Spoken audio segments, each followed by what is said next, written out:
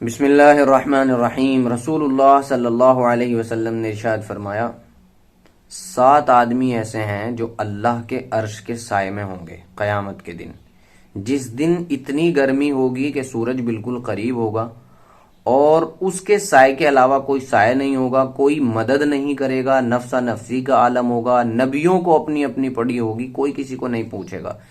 ایسے حالات میں اللہ تبارک و تعالیٰ 7 لوگوں کو اپنے عرش کے سائے میں جگہ دے گا، ان کو اکٹھا کر لیا جائے گا۔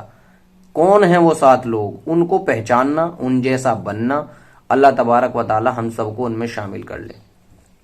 سبعۃ یظلھم اللہ فی ظلہ یوم لا ظل الا ظلہ، 7 آدمی وہ ہیں کہ جن کو اللہ اپنے عرش کے سائے میں جگہ دے گا جس دن اس کے سائے کے علاوہ کوئی سایہ نہیں ہوگا۔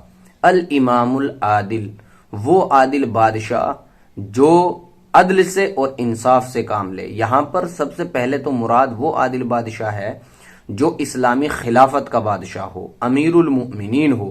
لیکن اگر کسی کے پاس ذرہ برابر پاور، طاقت آ جائے اور جو اس کے ماتحت لوگ ہیں وہ ان کے ساتھ انصاف کرتا ہے، چاہے وہ گھر کا ذمہ دار ہی کیوں نہ ہو، چاہے وہ محلے کا چھوٹا سا کوئی پردھان ہو، چاہے وہ ایم ایل اے ہو، چاہے وہ ایم پی ہو، کوئی بھی، وہ ان کے ساتھ انصاف کے ساتھ کام لے، اپنی ذات کے لیے زیادہ کام نہ کرے بلکہ انصاف کے ساتھ کام لے، وہ بھی اس میں شامل ہو سکتا ہے۔ لیکن پہلا نمبر تو انہی کا ہے، امیر المومنین کا، اسلامی خلافت کے امیر کا، الامام العادل۔ نمبر 1، وشاب نشأ فی عبادت اللہ۔ نمبر 2، وہ نوجوان جس کی پرورش اللہ کی عبادت میں ہو رہی، یعنی کہ اس نے جب سے وہ بالغ ہوا ہے تب سے گناہ نہیں کرتا ہے وہ، بلکہ اللہ کی عبادت، جوانی کی اللہ کو عبادت پسند ہے، وہ جوان ہو رہا ہے اور جوانی میں اللہ کی عبادت کرتا ہے۔ جوانی کی عبادت اللہ کو اتنی پسند ہے، اتنی پسند ہے کہ شاید زندگی کے کسی حصے کی بھی، شاید نہیں، یہ ڈیفینیٹلی بات ہے، پکی بات ہے کہ زندگی کے کسی حصے کی اللہ کو اتنی عبادت پسند نہیں ہے جتنی جوانی کی پسند ہے۔ تو اس لیے نوجوانوں، ابھی گلیوں میں نہ پھرو، سڑکوں پہ نہ پھرو اپنی بہنوں کی طرف سیٹی مارتے ہوئے، بلکہ اللہ کی عبادت کے لیے آؤ۔ وشاب نشأ فی عبادت اللہ، 2 ہو گئے۔ تیسرا ہے ورجلان تحابا فی اللہ اجتمعا علیہ وتفرقا علیہ، وہ 2 آدمی جو اللہ کے لیے محبت کریں، آپس میں اللہ کے لیے ملیں اور اللہ کے لیے ہی جدا ہو جائیں۔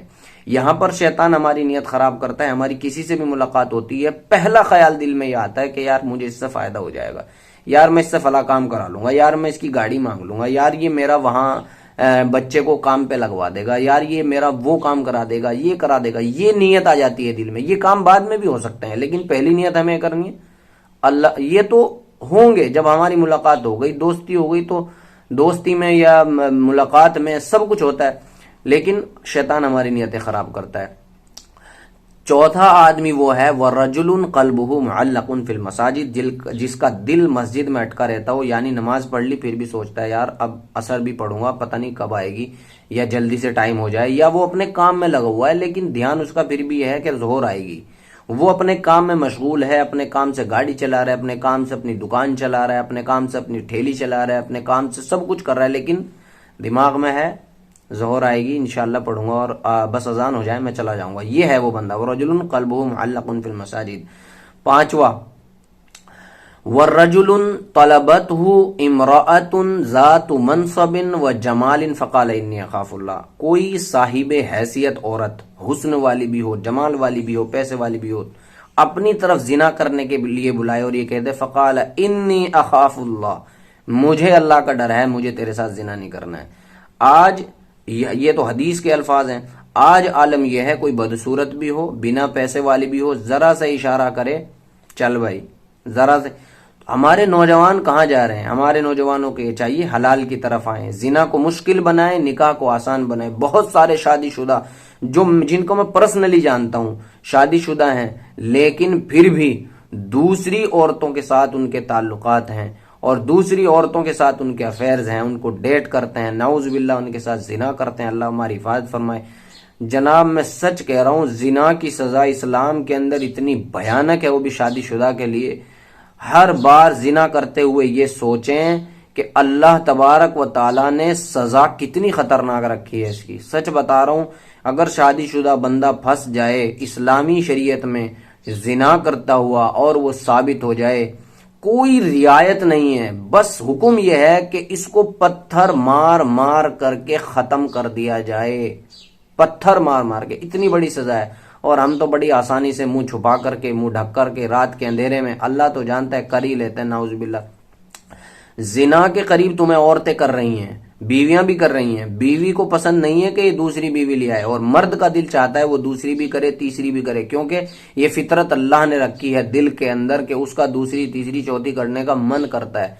تو اور وہ سب کے حقوق ادا کر سکتا ہے، قرآن کے اندر ہے اگر تم حقوق ادا کر سکتے ہو، فَانكِحُوا مَا طَابَ لَكُم مِّنَ النِّسَاءِ مَثْنَىٰ وَثُلَاثَ وَرُبَاعَ، تو نکاح کر لو، 2 کرو، 3 کرو، 4 کرو۔ حقوق کیا ہیں بھائی؟ کھانا پینا رہنا، کھانا پینا رہنا اگر تم برابر دے سکتے ہو تو شوق سے تم نکاح کرو۔ بہت سارے بندوں کے پاس حیثیت ہوتی ہے، پیسہ ہوتا ہے، دولت ہوتی ہے، طاقت بھی ہوتی ہے، لیکن عورت کا ڈر اتنا ہوتا ہے کہ نکاح نہیں کریں گے، چھپ کر کے زنا کر لیں گے، اور چھپ کر کے زنا کرنے میں وہ عورت بھی راضی ہے۔ تو یہ عورت کہاں لے جا رہی ہے؟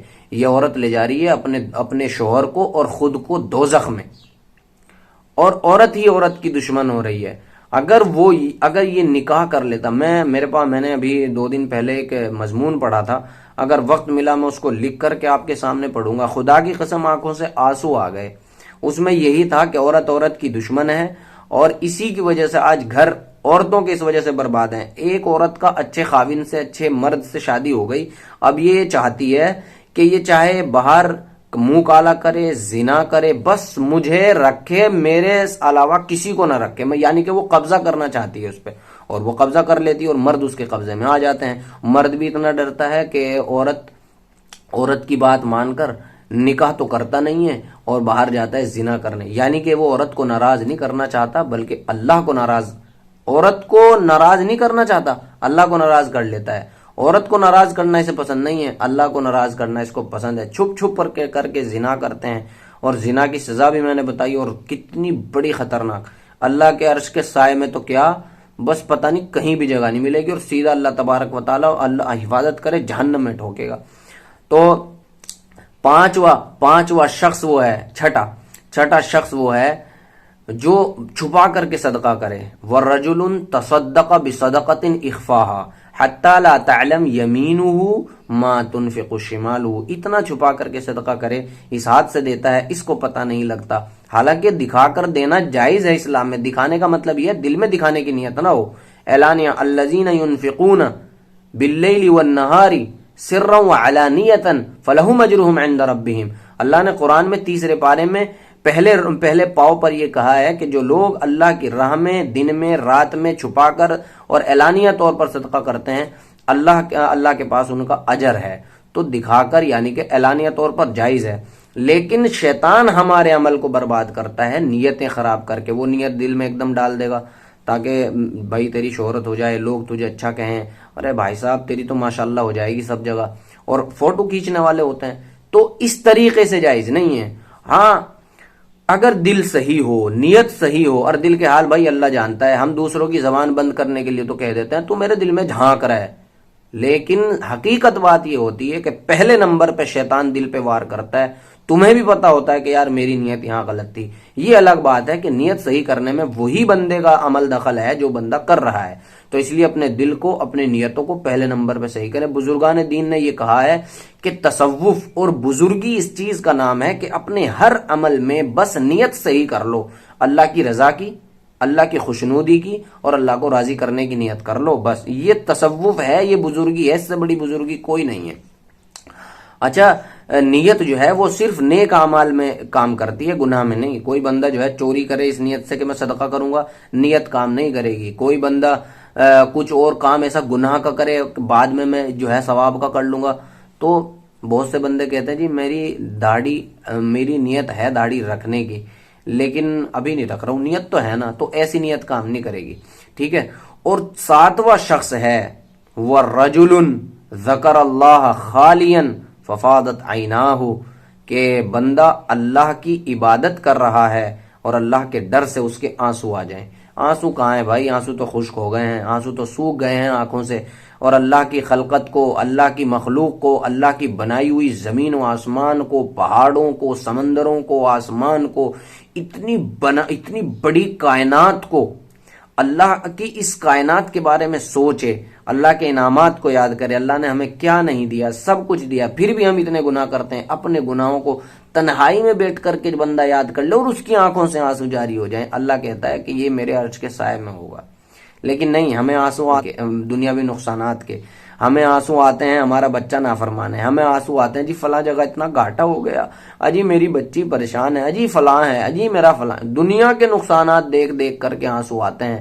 کبھی اللہ کی رحمت کو دیکھ کر اور کبھی اللہ تبارک و تعالیٰ کے احسانات کو دیکھ کر اور اپنے گناہوں کو سوچ کر آنسو نہیں آتے۔